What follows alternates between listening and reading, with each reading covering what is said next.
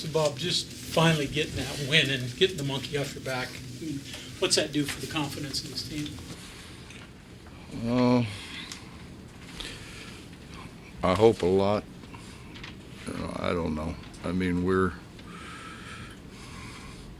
I got them together after the Oklahoma game, and I said, fellas, I mean, we're going home for 3 or 4. Let's go win. Let's go win 4, and all of a sudden then we're 4 and 5, and it looks a whole lot different, and go from there. What'd you think of Jimmy and his performance, and then your rebounding overall? I thought Jimmy was terrific. But, you know, Jimmy's a guy who really cares. He's a guy who works really hard. And, you know, when you think about a guy who came in here and lost the weight that he lost in order to be able to play, and his skill level's gotten so much better. As junior college coach told Ron, he said, tell Hugs I was wrong. You know, I told him there's no way he'd be able to score for you, and look what he's doing. Because he works. I mean, he's a guy who he puts time in, and he really competes. He wants to be good. You made free throws tonight.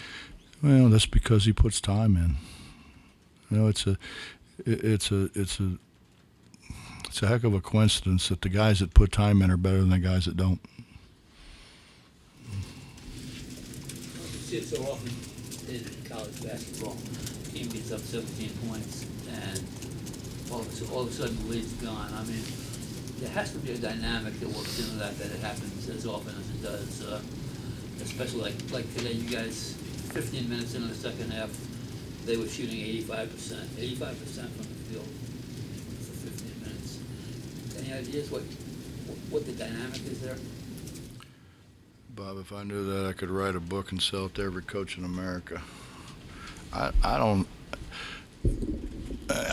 think they came out with an edge because, you know, we pretty much manhandled them in the first half. I think they came out with an edge.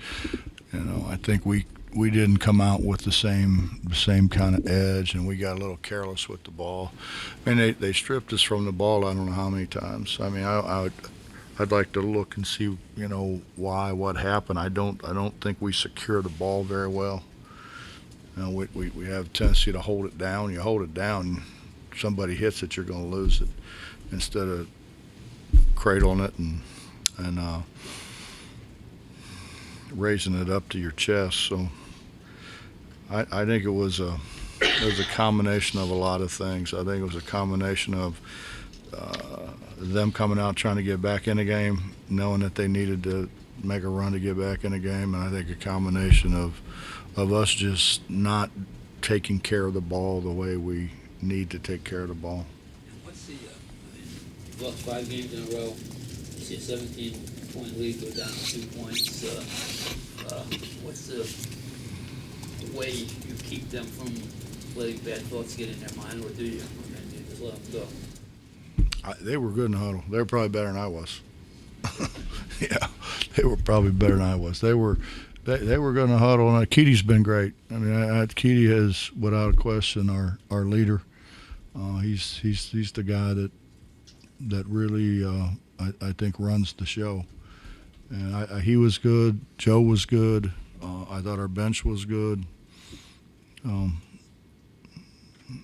I think it was just those guys, and then, you know, then I think the other guys kind of get on board when they see those guys are still enthusiastic and talking about winning a game. Bob, you make free throws, you move the ball really well tonight. There's a bunch of good things there too, but just the way that you talked about kind of playing with an edge, and I think you said manhandling him. Jamie said that you're the most physical team he's played this year. Said it wasn't a basketball game. That style you all played, I mean, just even with 0-5, but to play hard and to play the way that you want to, I would imagine that's the most redeeming for you. Mike, I think we all realized we had opportunities, and we just kind of gave them away. We had an opportunity to beat Oklahoma at Oklahoma. We had an opportunity to beat Oklahoma State. We've had plenty of opportunities. We maybe could have, should have been a whole lot better off than what we are right now. But right now, I'm gonna settle for just winning one. It feels good to win one. You said for a while the energy and the effort had things recently Saturday said that wasn't a problem. No, I mean they've never. As at 0-5 and even losing at Oklahoma, they were never bitching. They were never down. They were. Hey, let's go get the next one. We can win. We can make a run. And I got them together and just said, fellas, we're going to play 3 at home and certainly a winnable away game. I mean, let's go make a run. 4-5 sounds a lot better than 9-0-9. I tell you that. Your ability to limit them in transition. They didn't have a fast break point in the first half. I think they only had 8. We scored. It's hard to run on a score. And our guards are good. I think Keedy is one of the premier on-the-ball defenders in the country. He's really good, and he kind of stops a lot of penetration. And we just didn't let them get on a run. They're really, really good when they're coming at you on the run, and we kind of kept them from doing that. Not entirely, but probably a lot better than most people have. Coach, like Bob was saying, it's 62-60. There's 5 minutes left. Jimmy made some free throws. Stevenson found him for a dunk. But then down the stretch, some of the plays that Joe made, how critical are those plays in that moment and in that situation? A couple of drives, a foul line jumper. Joe's one of the guys that has made plays all year. I mean, Joe has kept us in games that we otherwise would not have been in. Joe has never been the problem. The hiring of DeMar, how quickly can he help you get into the flow? How much does it help that he? He's already who? DeMar? He already helped us. He's already helped us when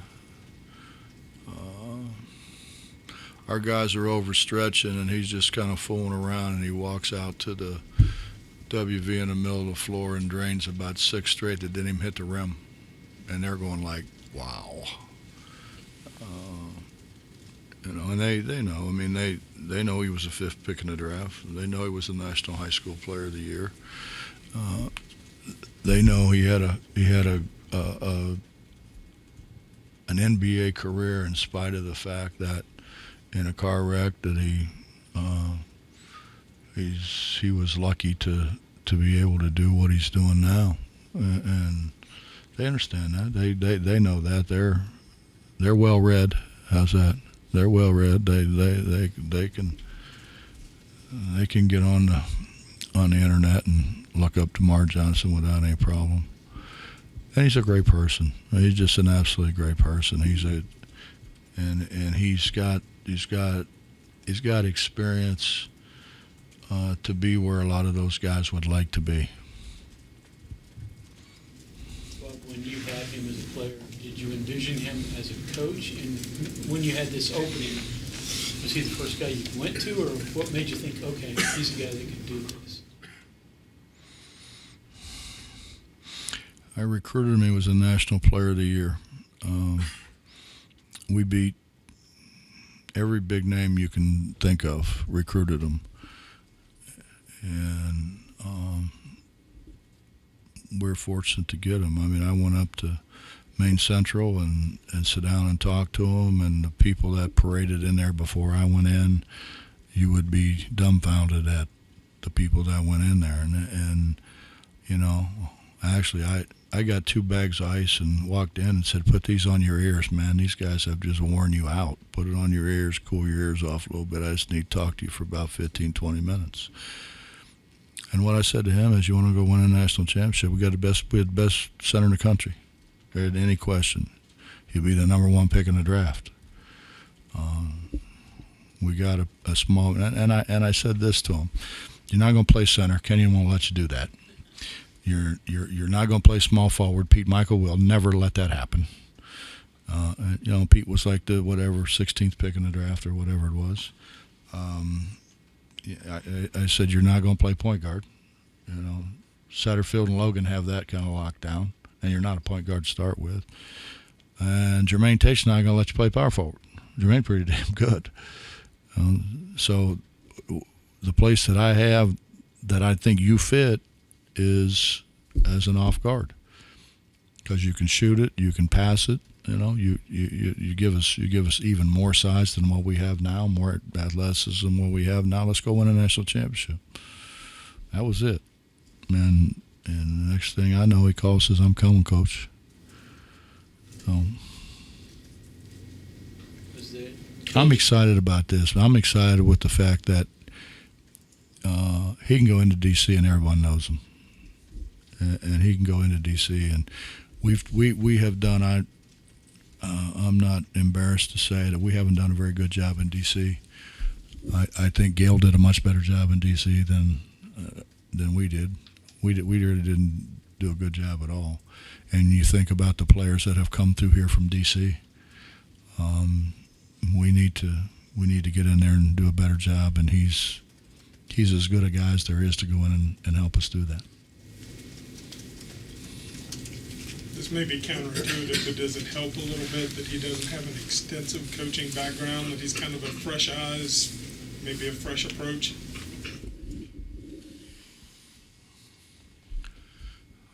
I don't know. I've done this for 40-some years. I would think I got a pretty good idea what goes on. I know I didn't know when I was his age what I know now. So he's got great experience. He's got great experience. He's played at the highest level there is in college basketball. He's played at the highest level there is in professional basketball. And for anybody to think that he's this tall, skinny guy who's soft, when you stop and think what the guy went through to come back and play in the NBA.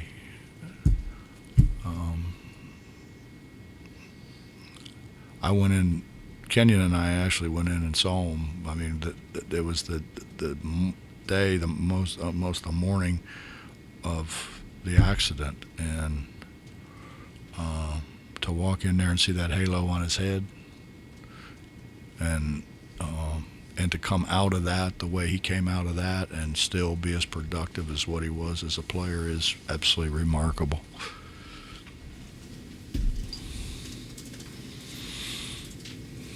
Coach, starting 5 tonight, Joe, heavy minutes off the bench.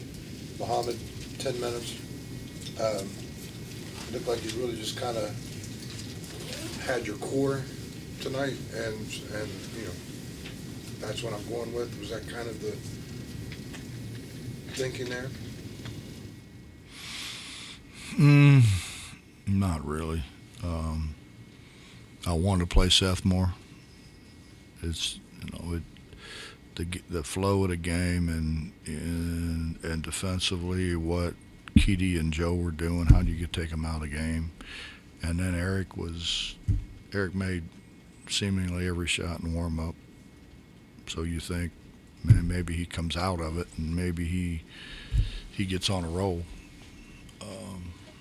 No, it was just what I thought gave us the best chance. On Eric, are you seeing signs that he is coming out? I mean, he had some bad turnovers tonight, but he also had some nice assists. Seems like he stayed within the flow of the game for the most part. Are you seeing signs of him coming out of it? He's getting better. I mean, he's getting better, and he's he's starting I shouldn't say starting. He's become coachable, more coachable, and you know, he and I have a relationship where, you know, I mean, he knows that I know he's a little bit crazy, and he knows I might be crazier. So.